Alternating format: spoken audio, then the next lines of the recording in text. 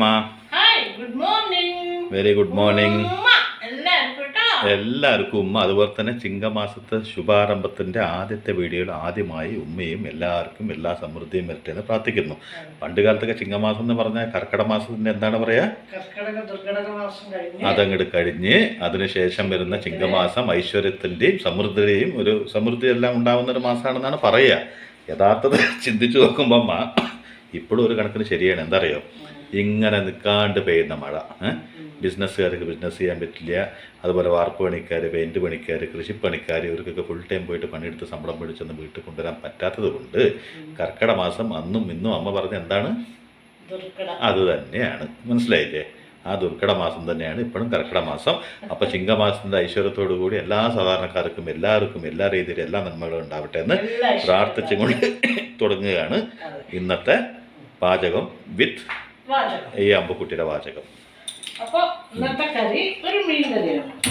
കറിയാണ് ഒരു മീൻ കറി. ഇതാണ് ഒരു മീൻ, അയില മീനാണ്. നമുക്ക് വെക്കാം. ഇത് മഞ്ഞളും ഉപ്പും പുരട്ടിട്ട് ഇതൊന്ന് എണ്ണയിലൊന്ന് ഷാലോ ഫ്രൈ ചെയ്തെടുക്കും. ആയിക്കോട്ടെ. എന്നിട്ടാണ് കറി വെക്കുക. എന്നിട്ട് വെച്ചാൽ മതി അമ്മ. ഞാൻ അതിന് ഒരു ധൃതി ഞാൻ പിടിച്ചിട്ടില്ല അമ്മ. എങ്ങനെ തോന്നുന്നു അങ്ങനെ വെക്കും. പറയൂ. ഇഞ്ചിയും വെളുത്തുള്ളിയും ചതച്ചത്, പച്ചമുളക്, കറിവേപ്പില, തക്കാളി, ചെറിയ ഉള്ളി, വാളംപുളി. വാളംപുളി, ശരി. പിന്നെ മല്ലി, മുളകും, മഞ്ഞളും, ചെറിയ ഉള്ളിയും കൂടി അരച്ചത്. മുളക്, മല്ലി പൊടിയല്ല കേട്ടോ, മുഴുവനായിട്ടുള്ളതാണ്. ഇപ്പൊ അമ്മ ശരിക്കും ചൈനീസ് റെസ്റ്റോറൻറ്റിലെ സപ്ലയർ പറയുമ്പോൾ ഭയങ്കര സ്പീഡായിട്ടാണ് പറയണത്. എനിക്ക് തന്നെ മനസ്സിലാവില്ല. ഉലുവ, ഉപ്പ്, ഇത്രയും സാധനങ്ങളാണ് ഇതിന് വേണ്ടത്. അത് അമ്മ പറയാൻ മറന്നു, ഞാൻ പറയണം. ഇപ്പം അമ്മ ചിന്തയിലാണ്. ഇനിയിപ്പോൾ അടുത്തെന്താ കാണിക്കാൻ പോകുക. മഞ്ഞളും ഇട്ടിട്ടുണ്ട്. അതൊരു കാര്യം അമ്മ മറന്നു. ആ ചിന്ത അമ്മ നിങ്ങൾക്ക് മനസ്സിലാവും. ഈ എന്തോ ഒരു ചിന്തയിൽ നമ്മുടെ മുഖത്തിന്റെ ഭാവം ഒന്ന് മാറിയത്. അധികം എണ്ണ അമ്മ ഉപയോഗിക്കാറേ ഇല്ലല്ലോ, വളരെ കുറച്ച് ഉപയോഗിക്കുന്ന ആളല്ലേ. അല്ല, അതന്നെയാ ഞാൻ പറഞ്ഞത്. അമ്മ, ഞാൻ യഥാർത്ഥത്തിൽ അമ്മനെ സപ്പോർട്ട് ചെയ്യാണ്, കളിയാക്കല്ല. വളരെ വളരെ കുറച്ച് മാത്രം ഉപയോഗിക്കുന്ന ഒരു അമ്മയാണെന്ന് പറഞ്ഞാണ്. ഈ ചിങ്ങമാസ ആരംഭത്തിൽ തന്നെ അമ്മ വഴക്കൂടരുത് കേട്ടോ. ഒന്നുമില്ലെങ്കിൽ നമ്മുടെ ഒരു സുഹൃത്ത്, നമ്മുടെ ഒരു ബന്ധുവൊക്കെ ആയ ഒരാളെ എത്രയോ വർഷം പെണ്ണ് കിട്ടാണ്ട് ഈ ഞായറാഴ്ചയാണ് കല്യാണം കഴിക്കാൻ പോണത്.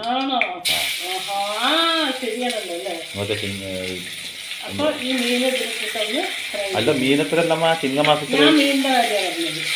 അപ്പൊ 18-ാം തീയതി എന്നാണ്, ഞായറാഴ്ചയല്ലേ. അപ്പൊ ഒന്ന് ആലോചിച്ച് നോക്ക്. എത്രയോ വർഷം പെണ്ണ് നോക്കി ശരിയാവാണ്ട് അവസാനം ഒരു പെണ്ണ് ശരിയായപ്പോൾ ആ ദുർഘട മാസമാണ് വന്നിട്ട് അത്രയും മാസമാണ് വെറുതെ ഇരിക്കുകയാണ്. അപ്പൊ ഇപ്പൊ ആ ചിങ്ങമാസം വന്നതിന്റെ അതന്നെ. പക്ഷെ കർക്കിടക മാസത്തിലൊരു ജനനം ഉണ്ടായിട്ടുണ്ടല്ലോ ഈ വീട്ടില്. ഇല്ലേ? കർക്കിടക മാസ കാർത്തിക ഇതാ നിൽക്കണം. അതെന്താ ഒരു മാസം നീട്ടി വെക്കേണ്ടിരുന്നു? അല്ല, ഇപ്പോഴൊക്കെ ആണെങ്കിൽ നീട്ടി വെച്ചാൽ കേട്ടോ, ചിങ്ങമാസത്ത് മതി എന്ന് പറഞ്ഞിട്ട്. ഇപ്പം എന്തൊക്കെ കണ്ടുപിടിച്ചിട്ടുണ്ടല്ലോ ആൾക്കാർ. ഒരു മാസം മുമ്പ്, ഒരു മാസം ചിന്നാമ്പുറത്ത്, അല്ലെങ്കിൽ ഇന്ന ഡേറ്റിന് ഇന്ന സമയത്തിനൊക്കെ വളരെ വളരെ പുരോഗമിച്ച് എന്തൊക്കെയോ ചെയ്ത് വെക്കുന്നത്. ഒരു ജാതകം നന്നാവാൻ വേണ്ടി പാവം ഇന്ന് പുറത്തേക്ക് വരുന്ന കുട്ടീനെ നാളെ കിടക്കാമെന്ന് വിചാരിക്കുന്ന കാലത്തിലാണല്ലോ നമ്മൾ ജീവിച്ചിരിക്കുന്നത്. ഓ, അങ്ങനെയൊന്നും നമ്മുടെ കാലത്ത്, എൻ്റെ കാലത്ത് ആവാണ്ടിരുന്നത് നന്നായി. ഞാൻ കറക്റ്റ് സമയത്ത് തന്നെയാണ് ഞാൻ വന്നത്. നേരെ വൈകിയില്ല, ഇത്ര നേരത്തെ ആയില്ല അല്ലേ? ഞാൻ ആണോ? കണ്ടോ, സുരക്ഷിതമായ സ്ഥലത്ത് ഞാൻ അവിടെ ഇരുന്നു. ഇതിലെന്തൊക്കെ നമ്മൾ ചെയ്യേണ്ടി വരും? അപ്പോൾ ഉപ്പും മഞ്ഞളും ചെയ്തിട്ട് ഒന്ന് ഷാലോ ഫ്രൈ ചെയ്തിട്ടാണ് കറിക്ക് ഇടുന്നത്. അപ്പോൾ ആ ചട്ടി ഒന്ന് ചൂടാവട്ടെ. അത് അപ്പോഴേക്ക് നമ്മളത് കറിക്കുള്ളത് തിളക്കണം. വെറുതെ ആവശ്യമില്ലാണ്ട് സമയം വേസ്റ്റ് ചെയ്യാൻ പാടില്ല. നമ്മൾ അപ്പുറത്തൊന്നും ചെയ്തുകൊണ്ടിരിക്കുമ്പോൾ ഇപ്പുറത്തൊന്നും ചെയ്തുകൊണ്ടിരിക്കണം. സപ്പോർട്ടമ്മ, സപ്പോർട്ട്.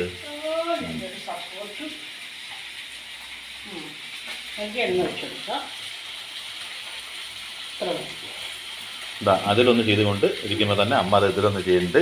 ഇത് അമ്മ മാത്രമേ ചെയ്യുള്ളൂ എന്നാണ് നമ്മുടെ വിചാരം. എല്ലാവരും ഇങ്ങനെ തന്നെ ചെയ്യുക.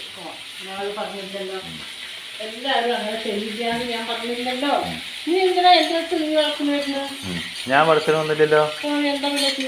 ഞാൻ പറഞ്ഞത് അങ്ങനെ എന്തിനാണ് അമ്മ മാത്രം തന്നെ ചെയ്യാന്ന് പറയുന്നത്. ചിലരൊക്കെ 4 സ്ഥലത്ത് 4 പാത്രം വെച്ചിട്ടാണ് ചെയ്യുക. അതറിയോ? തട്ടുകട മൂസൊക്കെ എങ്ങനെയാണ് 4-5 എണ്ണം വെച്ചിട്ടാണ് ചെയ്യുക. വെറൈറ്റി വരും. ആമാ 4, 5 ഒക്കെ കത്തിച്ച് വെച്ചിട്ട് ഒരുമിച്ച് ഒരാൾ മാത്രം അറിയോ? ആ അപ്പം അമ്മ 2 വെച്ചിട്ടുള്ളൂ. അത് 2 ഒരുമിച്ച് ചെയ്യണമെന്നില്ലല്ലോ. ചെയ്യുന്നുണ്ട് അല്ലേ? ഉലുവ.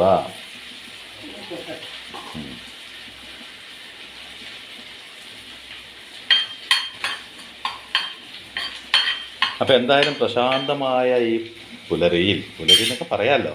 അപ്പോൾ പ്രശാന്തമായൊരു കാര്യം ചോദിക്കട്ടെ.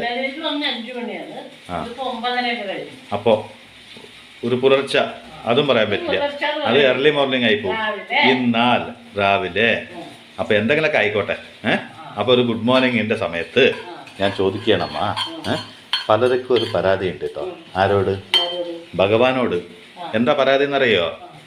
ഞാൻ പ്രാർത്ഥിച്ചാൽ മാത്രം ഭഗവാൻ കേൾക്കില്ല. പോകാന്നല്ല പറഞ്ഞ, ഭഗവാൻ എന്നാ പറഞ്ഞേ. ആ ഓക്കെ. അപ്പോൾ എന്താ അറിയാമ, എല്ലാവർക്കും ഒരു ചോദ്യം ഉണ്ട് കേട്ടോ. എന്താണാവോ നമ്മൾ ഇത്ര സത്യസന്ധമായിട്ട് ഇങ്ങനെയൊക്കെ പ്രാർത്ഥിച്ചിട്ടും നമുക്ക് എന്താണ് ഫലം കിട്ടാത്തത്? ചിലരൊക്കെ പോയിട്ട് വെറുതെ പ്രാർത്ഥിച്ചാലും അവർക്ക് ഇങ്ങനെ ഫലം കിട്ടിക്കൊണ്ടുണ്ടാവും. നമ്മൾ ശയനപ്രദർശനം ചെയ്തിട്ടും കുരിശ് വരച്ചിട്ടും ഒന്നൊരു കാര്യമില്ലല്ലോ. ഈ ദൈവം സത്യസന്ധമായിട്ട് ചിലർക്കൊന്നും കൊടുക്കില്ലേ. ചിലരിനെ മാത്രം ഫിക്സ് ചെയ്ത് വെച്ചെടുത്ത് അങ്ങനെ ഒരു തോന്നലൊക്കെ ഉണ്ട്. യഥാർത്ഥത്തിൽ ദൈവത്തിന് അങ്ങനെ ഒരു ഭാവവ്യത്യാസം ഉണ്ടാവാം. ദൈവത്തിനില്ല, പക്ഷെ ദൈവത്തിൻ്റെ ചുറ്റുള്ള ആൾക്കാർക്ക് ഉണ്ടോ? അതെങ്ങനെയാ പറയേ? അതുണ്ടല്ലോ. സാധാരണ നമ്മൾ കാണാറില്ലേ?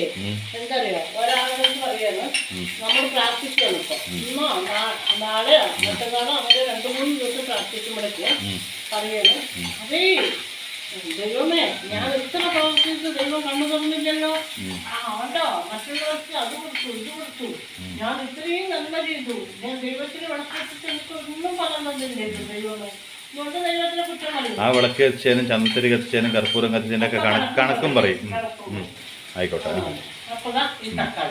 അങ്ങനെ എന്നിട്ട് അപ്പൊ അങ്ങനെയൊക്കെ പറയില്ലേ.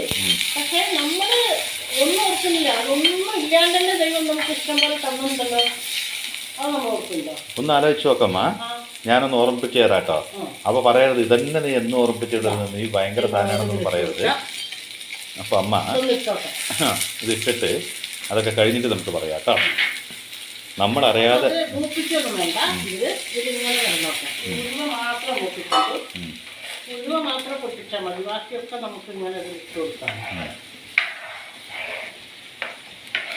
നമ്മൾ പ്രതീക്ഷിക്കാത്ത സമയത്ത് നമ്മളൊന്നും പ്രാർത്ഥിക്കാണ്ട് തന്നെ ചില സമയങ്ങളിൽ നമുക്ക് ചില നന്മ ഉണ്ടായിണ്ടാവും. അതെങ്ങനെ ഉണ്ടായതാണ് അല്ലേ?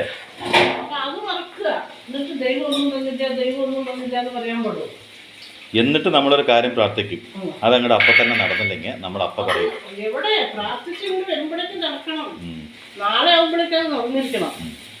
അല്ലെങ്കിൽ പറയും ദൈവം ശരിയല്ല, ദൈവം ചിലർക്ക് മാത്രമുള്ളതാണ്, ചിലർക്ക് ഉള്ളതല്ല. എൻ്റെ പ്രാർത്ഥനയ്ക്കൊന്നും ദൈവം വില കൽപ്പിച്ചില്ല. മറ്റുള്ളവരുടെ പ്രാർത്ഥനയ്ക്ക് മറ്റുള്ളവർ പറഞ്ഞ ഒരാളെ അവർ വെച്ചിട്ടുണ്ടാവും കേട്ടോ. അവൻ്റെ പ്രാർത്ഥനയ്ക്ക് വിലയുണ്ട്. പുളി ഒഴിച്ചു കൊടുക്കുക. അപ്പോഴും എനിക്ക് മനസ്സിലാവാത്തൊരു കാര്യം, ഇത് എന്നാത്തിനാണ് അവിടെ എണ്ണയിലിട്ട് ഇങ്ങനെ വെച്ചത്? അത് നേരത്തെ പറഞ്ഞല്ലോ അല്ലേ?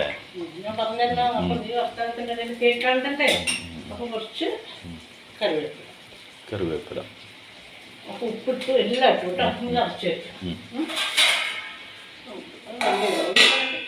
അപ്പൊ എന്തായാലും തിളച്ചു വരുന്നതിൻ്റെ ഉള്ളിൽ ഇതിനെന്തെങ്കിലും പണിയുണ്ടോ ഇപ്പൊ എമർജൻസി ആയിട്ട്? അപ്പോൾ അമ്മ അതോട് ബന്ധപ്പെട്ടുള്ള കാര്യം പറയണം. മനസ്സിലായില്ലേ? അങ്ങനെ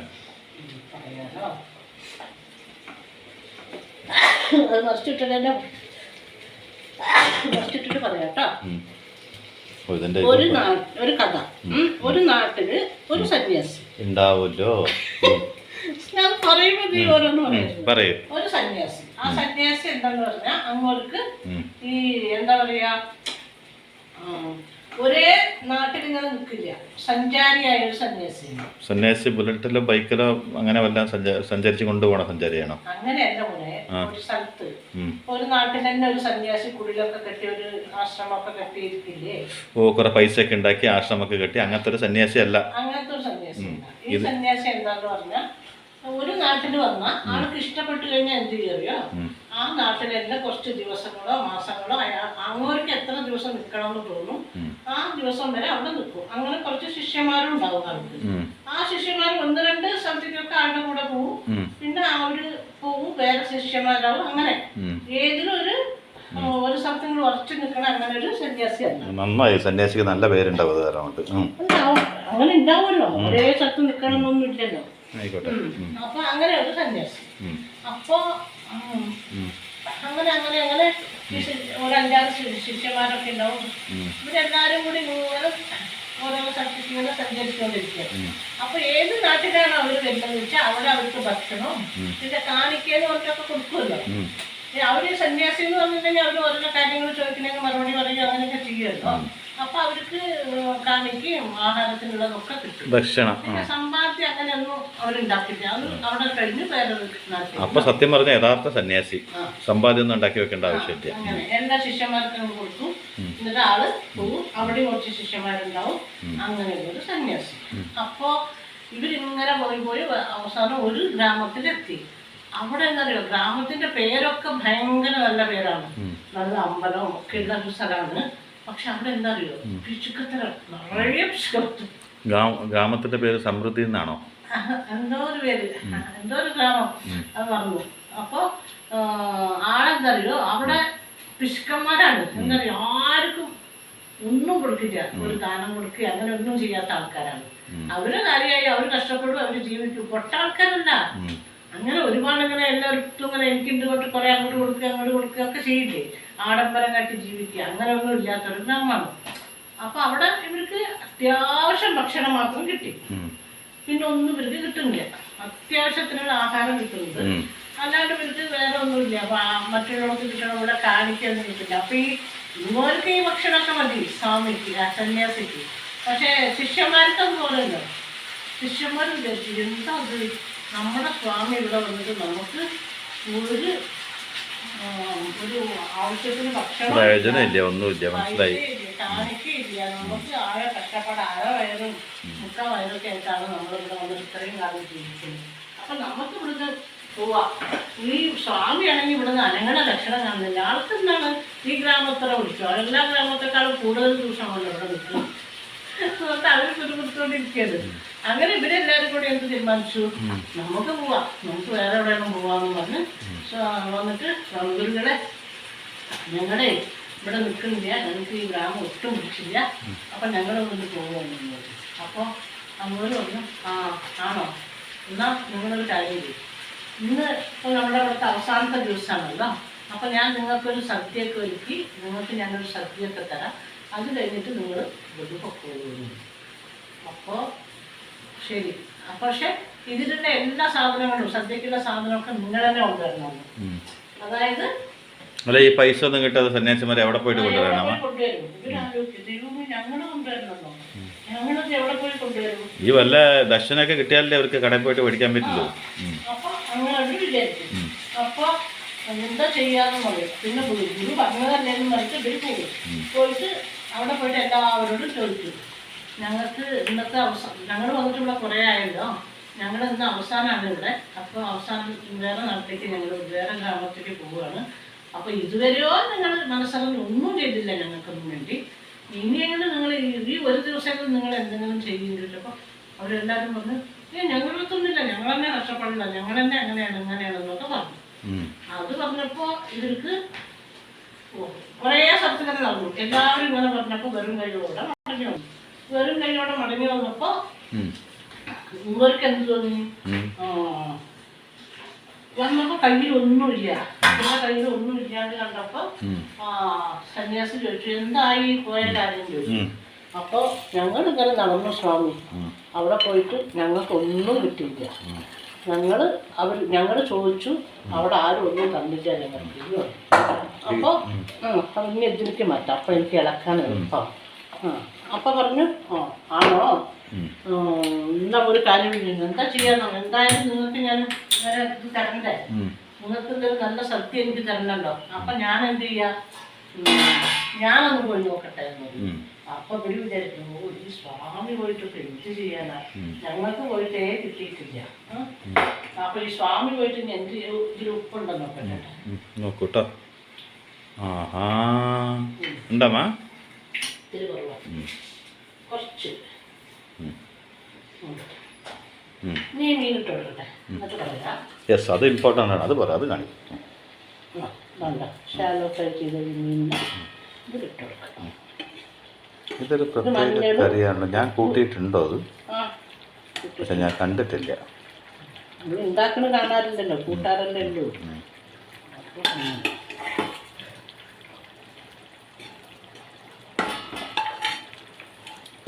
ഇതിലത്തെ എണ്ണയൊക്കെ അതിൽ കിടക്കട്ടെ. എന്നിട്ടോ അമ്മ? അപ്പോൾ ഇവർ പോവും.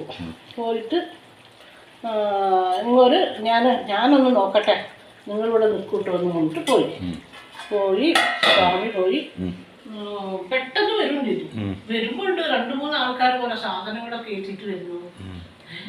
ശിഷ്യന്മാർ വിചാരിച്ചു എന്താ അത്, പോയിട്ട് ഇത്ര നേരം കൊണ്ട് സ്വാമിജി കുറേ സാധനങ്ങളൊക്കെ ആയിട്ട് വരുള്ളൂ, നമ്മൾ ഇത്ര പേരും പോയിട്ട് അത്ര നേരം നിന്നിട്ട് ഒരു സാധനം കിട്ടിയില്ലല്ലോ എന്ന് മനസ്സിൽ ഓർത്തു. എന്നിട്ട് ഇവർ ഈ സാധനമൊക്കെ വെച്ചിട്ട് പോയി കഴിഞ്ഞപ്പോൾ സ്വാമിജിയോട് ചോദിച്ചു, സ്വാമി നിങ്ങൾ പോയിട്ട് ഇത്രയും പെട്ടെന്ന് എങ്ങനെ എത്ര സാധനം കിട്ടി ചോദിച്ചു. അത് വേറെ ഒന്നും ഇല്ല മക്കളെ, എന്താ അറിയോ, ഞാൻ പോയി ചോദിച്ച രീതിയും നിങ്ങൾ പോയി ചോദിച്ച രീതിയിലും വ്യത്യാസം ഉണ്ടാകുന്നു. നമ്മുടെ പെരുമാറ്റം എങ്ങനെയാണോ അതുപോലെ ആയിരിക്കും മറ്റുള്ളവർ നമ്മളോട് പെരുമാറുക. എങ്ങനെയാണ് നമ്മുടെ പെരുമാറ്റം, നമ്മുടെ വർത്താനം, നമ്മുടെ പ്രവൃത്തി, അതൊക്കെ കണ്ടിട്ടാണ് മറ്റുള്ളവർ നമ്മളെ കുറിച്ച് വിലയിരുത്തുക. നിങ്ങൾ പോയിട്ട് എന്താ ചോദിച്ചു, നിങ്ങൾ ഇത്രയും കാലം ഞങ്ങൾ ഒന്നും ചെയ്തില്ല, ഇന്നെങ്കിലും എന്തെങ്കിലും തരുമോ എന്ന് ചോദിക്കുമ്പോൾ അവർക്കത് വിഷമമില്ലേ. അപ്പോൾ അവർ ചോദിച്ചു അത് ശരി, ഇത്രയും കാലം നമ്മുടെ നാട്ടിൽ നിന്നിട്ട് എന്തെങ്കിലുമൊക്കെ ചെയ്തത് നമ്മുടെ തന്നെയാണല്ലോ, എന്നിട്ടൊരു നന്ദിയില്ലാത്ത വർത്തമാനമാണ് ഇവർ പറയുന്നത് മനസ്സിൽ തോന്നിക്കാണും. അപ്പോൾ അവർ ഒന്നും തന്നില്ല. ഞാൻ പോയിട്ട് അങ്ങനെയല്ല പറഞ്ഞു. ഞാൻ പോയിട്ട് പറഞ്ഞു ഇത്രയും നാളിവിടെ നിന്നു, നിങ്ങളുടെ എല്ലാ സഹകരണം, നിങ്ങളുടെ എല്ലാ സ്നേഹവും എല്ലാം ഞങ്ങൾക്ക് കിട്ടി, അതുപോലെ ഞങ്ങൾക്ക് ഒരുപാട് ഇഷ്ടമായില്ല. പക്ഷെ ഇന്ന് ഞങ്ങളുടെ അവസാനത്തെ ദിവസമാണ് ഇവിടെ. അപ്പോൾ അന്ന് നിങ്ങളുടെ സഹകരണം ഞങ്ങൾക്ക് വേണം. ഇന്ന് ഞങ്ങളിവിടെ ഒരു സദ്യയൊക്കെ കൊടുക്കാൻ വിചാരിച്ചിട്ടുണ്ട് കൊണ്ടപ്പോൾ അവരെല്ലാവരും മനസ്സറിഞ്ഞ് തന്നു. ഇതെങ്ങനെ കൊണ്ടുപോകാൻ ഞങ്ങൾ തന്നെ ആളെ അയക്കാമെന്ന് പറഞ്ഞാൽ അവർ ആൾക്കാരെ അയച്ചു. അതാണ് മക്കളെ, പ്രവൃത്തി നന്നാവണം, സംസാരം നന്നാവണം, നമ്മുടെ പെരുമാറ്റം, അതൊക്കെ കൊണ്ടാണ് നമ്മുടെ മനുഷ്യന്മാർ വിലയിരുത്തലും. ശരിക്കും പറയുകയാണെങ്കിൽ ഒരുപാട് ഭംഗിയുള്ളൊരു മുഖം, നല്ല സൗന്ദര്യം നിറഞ്ഞൊരു വ്യക്തി, ആ വ്യക്തിയുടെ സംസാരം വളരെ വേസ്റ്റാണ്, ഭയങ്കര പൊട്ടയാണെന്ന് പറഞ്ഞാൽ ആ സൗന്ദര്യത്തിന് വല്ല വിലയുണ്ടോ? അതോ സാധാ ഒരു സൗന്ദര്യം, വലിയ സൗന്ദര്യമൊന്നും ഇല്ലാത്ത ഒരാളായിക്കോട്ടെ, അയാളുടെ പെരുമാറ്റം വളരെ നല്ലതാണെങ്കിൽ ആ സൗന്ദര്യമുള്ള ആളിനെ കണ്ട നമ്മൾ എങ്ങനെ മാറ്റി നിർത്തുമോ, ഈ സൗന്ദര്യം എന്ന് പറയണതല്ല, ഇല്ലാത്തൊരു വ്യക്തിക്ക് അതിനേക്കാൾ ഇരട്ടി നമ്മൾ വില കൊടുക്കും. കാരണം എന്താ പറഞ്ഞാൽ യഥാർത്ഥ സൗന്ദര്യം എന്ന് പറയുന്ന മനുഷ്യൻ്റെ ഐഡൻറ്റിഫിക്കേഷനാണ്, പെരുമാറ്റമാണ് യഥാർത്ഥ സൗന്ദര്യം. നമ്മൾ എങ്ങനെയാണ് ഒരു വ്യക്തിയെ സ്വീകരിക്കുന്നത്, എങ്ങനെയാണ് ഒരു വ്യക്തിയോട് നമ്മൾ സംസാരിക്കുന്നത്, എങ്ങനെയാണ് അവർക്ക് നമ്മൾ കൊടുക്കുന്ന ഒരു റെസ്പെക്റ്റ്, അത് കൊടുക്കുമ്പോൾ അങ്ങനെ കിട്ടുന്ന റെസ്പെക്റ്റ് ഉണ്ടല്ലോ, എല്ലാം കൂടുമ്പോൾ ഉണ്ടാവുന്നതാണ് യഥാർത്ഥ സൗന്ദര്യം. എന്ന് വെച്ചാൽ ഒരാളെ കാണുമ്പോൾ സുഖമാണോ എന്ന് ചോദിക്കണം, അവിടെ ആ സുഖമാണോ എന്ന് ചോദിക്കുമ്പോൾ സുഖമാണോ എന്ന് ചോദിച്ച പോലെ തോന്നണം. അല്ലാതെ എന്തോ ഒന്ന് കണ്ടു സുഖമാണോ എന്ന് ചോദിച്ചിട്ടിങ്ങനെ പോണ പോലെ അല്ല നമ്മൾ സംസാരിക്കുമ്പോൾ. ആ സംസാരം ഇഷ്ടത്തോടു കൂടി വേണം സംസാരിക്കുക. അതുപോലെ തന്നെ ദൈവത്തോട് പ്രാർത്ഥിക്കുമ്പോൾ എന്നും ചിന്തിക്കുന്ന ഒരു കാര്യം, എല്ലാവരും ഈ സ്വാർത്ഥതയുള്ള മനസ്സോട് കൂടിയിട്ടാണ് ദൈവത്തിനെ പ്രാർത്ഥിക്കുന്നത്. അപ്പോൾ നിസ്വാർത്ഥമായൊരു സ്ഥലമാണ് അമ്പലം എന്ന് പറയുന്നത്. ഈ അമ്പലത്തിൽ പോയിട്ട് നമ്മൾ പ്രാർത്ഥിക്കുന്ന ഒരു സമയത്ത് ഒന്ന് ചിന്തിച്ചു നോക്കുക, നമ്മുടെ മനസ്സിൻ്റെ ഒരു നന്മയാണ് അവിടെ പ്രകടിപ്പിക്കാൻ പോണത് അല്ലേ. നമ്മുടെ ആവശ്യങ്ങൾ പറയാനാണ് പോണത്, ദൈവത്തോട് മാത്രം പറയാൻ പറ്റിയൊരു കാര്യമാണ് നമ്മുടെ ആവശ്യങ്ങൾ എന്നുള്ളത് ശരിയാണ്. ഇത്രയാവുണ്ട്, ഇത് വറുത്തതല്ലേ, അപ്പോൾ ഒരു തളത മുളകിൽ വേവും. അപ്പോൾ നമുക്ക് ലാസ്റ്റ് ഇതിൽ ഈ പച്ചമുളകും കുറച്ച് കറിവേപ്പിലയും കൂടി ഇട്ട് കൊടുത്തിട്ട് അതങ്ങൾ ചട്ടിയായി തരണം. അത് ഓഫ് ചെയ്ത് വെക്കുമ്പോൾ തന്നെ അത് ഇനി അതിലിരുന്ന് വെന്തോളും. അപ്പോൾ ദൈവത്തിൻ്റെ അടുത്ത് തീർച്ചയായിട്ടും നമ്മൾ നമ്മുടെ ആവശ്യങ്ങളും നമ്മുടെ സങ്കടങ്ങളും പറയാൻ വേണ്ടി മാത്രം തന്നെയാണ് പോണത്. നമ്മുടെ സത്യത്തിൽ ഓരോ വ്യക്തികളും ഓരോ ഭാഷ പോകുമ്പോഴും നമ്മൾ യാചിക്കാൻ തന്നെയാണ് പോണത് ദൈവത്തിൻ്റെ അടുത്ത്. എനിക്കത് വേണം, എനിക്കിത് വേണം, അല്ലെങ്കിൽ എൻ്റെ കുടുംബത്തിന് എല്ലാ ഐശ്വര്യം വേണം, നീ സംരക്ഷിക്കണേ ഭഗവാനെ എന്നുള്ള ഭക്തിയോടുള്ള പ്രാർത്ഥനയും കൊണ്ട് തന്നെയാണ് നമ്മൾ പോണത്. അതിൻ്റെ ഒപ്പം തന്നെ നമ്മുടെ ഉള്ളിൽ ഒരു കരുതൽ. അത് പണ്ടേ എല്ലാ ഗ്രന്ഥങ്ങളിലും എഴുതി വെച്ചിട്ടുണ്ട്, നമ്മളൊക്കെ അത് വായിക്കുന്ന ഉള്ളൂ, മനസ്സിലാക്കില്ല. പക്ഷെ അമ്പലത്തിൽ പോണ സമയത്ത് നമ്മൾ ഇങ്ങനെ ഒന്ന് പ്രാർത്ഥിച്ചു നോക്കുക, സർവ്വ ലോകങ്ങളിലും സംരക്ഷിക്കുന്ന സർവശക്തനായ ഭഗവാനെ, നിങ്ങൾ എന്തായാലും ഈ ലോകം മുഴുവൻ സംരക്ഷിക്കുന്നത് നിങ്ങൾ തന്നെയാണ്. അപ്പോൾ ദുരിതം അനുഭവിക്കുന്ന മുഴുവൻ ആൾക്കാരെയും ഈ ലോകത്ത്, നമ്മുടെ കേരളം അങ്ങനെയൊന്നും ഇല്ല, ഈ ലോകത്തുള്ളവരെ മുഴുവനും സംരക്ഷിക്കുന്ന സർവനാഥനെ അവരൊക്കെ സംരക്ഷിക്കുമ്പോൾ അതിൻ്റെ ഒപ്പം ഈ കൊച്ചു കുടുംബത്തെയും കൂടി സംരക്ഷിക്കണമെന്ന് പ്രാർത്ഥിച്ചു ഇല്ലേ? അപ്പം കിട്ടുന്നൊരു അനുഗ്രഹം ഇല്ലേ? നമുക്ക് കോടിക്കണക്കിന് പൈസ കിട്ടണമെന്നൊന്നുമില്ല അമ്മ. അച്ഛനും അമ്മേനെയും സ്നേഹിക്കുന്ന മക്കളുണ്ടാവുമെന്ന് പറയുന്നത് അച്ഛനും അമ്മയ്ക്കും ഭാഗ്യമാണ്. മക്കളെ ജീവന തുല്യമായി കാണുന്ന അച്ഛനും അമ്മയും ഉണ്ടാവുമെന്ന് പറയുന്നത് മക്കളുടെ ഭാഗ്യമാണ് അല്ലേ? ഏറ്റവും വലിയ ഭാഗ്യം എന്താ അറിയോ? പരസ്പരം സ്നേഹിക്കുക എന്നുള്ളതാണ്. നല്ലൊരു സഹോദരൻ ഉണ്ടാവുക, നല്ലൊരു സഹോദരി ഉണ്ടാവുക.